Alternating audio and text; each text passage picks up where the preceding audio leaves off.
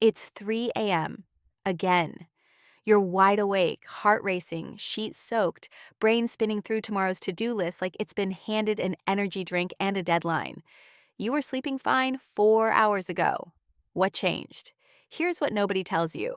Your estrogen just left the building, and without it, your whole sleep security system went offline. Every hormone that was supposed to keep you unconscious is now fumbling in the dark, hitting the panic button. This isn't insomnia. This isn't anxiety. This isn't you being weak or broken. It's your body running the night shift with half the crew and no manager.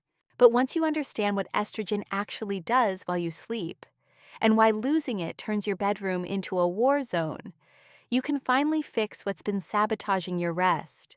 Today, we're going inside your sleep cycle to meet the hormone team that either keeps you dreaming or kicks you awake at 3 a.m. Let's find out from the inside what's really happening. Think of sleep as a company that only operates at night.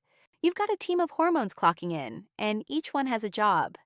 Melatonin is the bouncer at the door, letting you in, keeping the chaos out. Progesterone is the chill background music, calming everything down, making sure you stay deep under. Cortisol is supposed to be the security guard who stays quiet until morning. And estrogen? She's the night manager, the one keeping everyone in line, making sure melatonin shows up on time, that progesterone stays steady, that cortisol doesn't freak out and wake everyone up. When estrogen's running the shift, your sleep is smooth. Your body temperature drops just right, like someone turned on the AC. Your brain waves slow into that deep restorative rhythm. Your ovaries and adrenal glands, they're the backstage crew, pumping out just enough of the right hormones to keep the system humming. Everything's synchronized. Everyone knows their role. But when estrogen crashes, perimenopause, postpartum stress, birth control coming off, it's like the manager called in sick and nobody told the team. Melatonin shows up late or not at all. Progesterone can't hold the calm without backup. Cortisol, the security guard, starts panicking, thinking there's a threat, flooding your system with adrenaline at 2 a.m.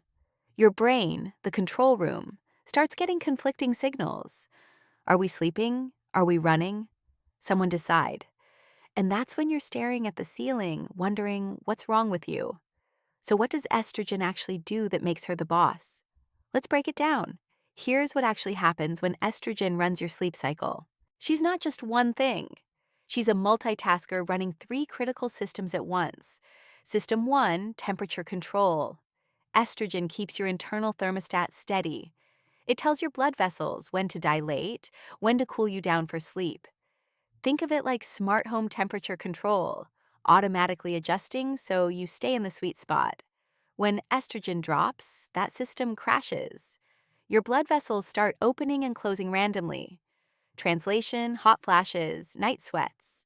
Your body flipping between furnace and freezer with no pattern, no logic, just chaos. You can't sleep through a thermostat going haywire. System 2, serotonin production. Estrogen helps your brain make serotonin, the feel-good chemical that converts into melatonin at night. It's like a 2-step fuel refinery. Serotonin during the day keeps you calm, then melatonin at night knocks you out. But when estrogen tanks, serotonin production drops. Less serotonin means less melatonin. Translation: you can't fall asleep in the first place. And if you do, you can't stay asleep because the supply chain's broken. System 3, cortisol suppression. Normally, estrogen keeps cortisol in check overnight. Cortisol is supposed to stay low and quiet until dawn, then rise gently to wake you up. Estrogen's the one telling it, not yet, stay down. But without that signal, cortisol starts doing whatever it wants. It spikes at midnight. It floods your system at 3 a.m. like someone set off the alarm for no reason. Your adrenal glands, the factory pumping out cortisol, they're working overtime because no one told them to stop. So when estrogen crashes, you're not dealing with one problem. You're dealing with a cascading system failure. Temperature dysregulation wakes you up. Low melatonin keeps you from going back under. High cortisol keeps your brain wired and alert. It's like trying to sleep in a house where the thermostat's broken. The lights keep flickering on, and the security alarm won't stop beeping. Your body thinks it's doing you a favor. It thinks something's wrong and you need to be awake to handle it. But here's where it gets interesting. Let's follow what happens during an actual night when estrogen's not showing up for work. At 10 p.m., you're tired. You get into bed. Everything feels normal because it is, sort of. Melatonin, your bouncer, shows up, kind of. It's weaker than usual because without estrogen, your brain didn't make enough serotonin earlier. But you're exhausted, so you drift off anyway. Your body temperature drops slightly. Progesterone tries to hold the calm, but it's like playing background music at half volume.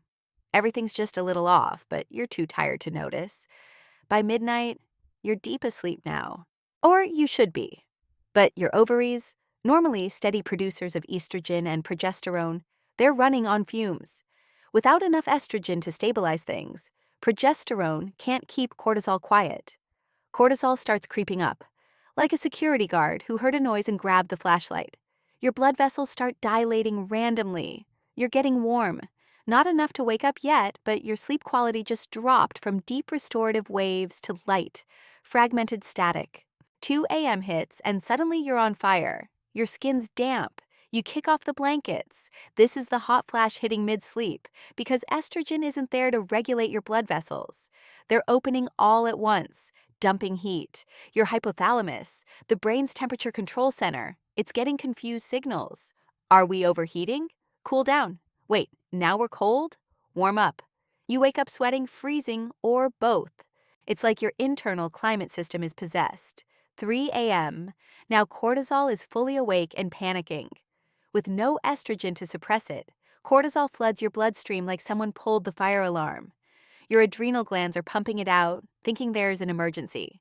Your heart rate spikes, your brain lights up. Suddenly, you're thinking about that email you forgot to send, the bill that's due, why your partner breathes so loud, whether you lock the door, what you're doing with your life, everything at once. This isn't anxiety. This is cortisol doing exactly what it's designed to do. Wake you up and make you hyper alert for danger. Except there's no danger, just missing estrogen. 4 a.m.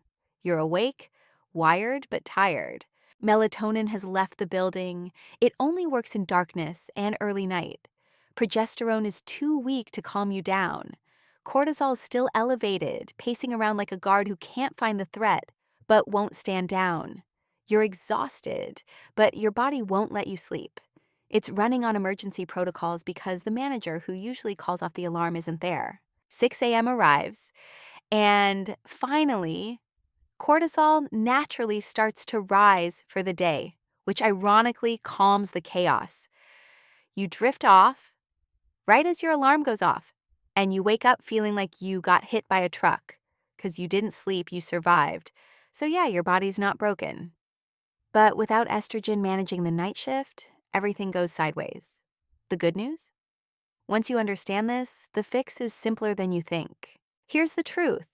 Most sleep advice completely misses. You don't have a sleep problem. You have a hormone signaling problem. All those tips, blackout curtains, magnesium, meditation apps, cooler rooms, they're not wrong. But they're treating symptoms while ignoring the system failure. The real problem?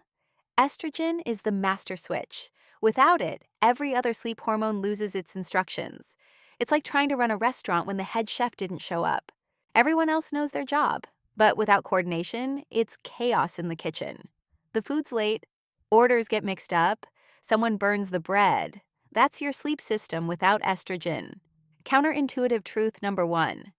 Your racing thoughts at 3 a.m. aren't psychological. They're chemical.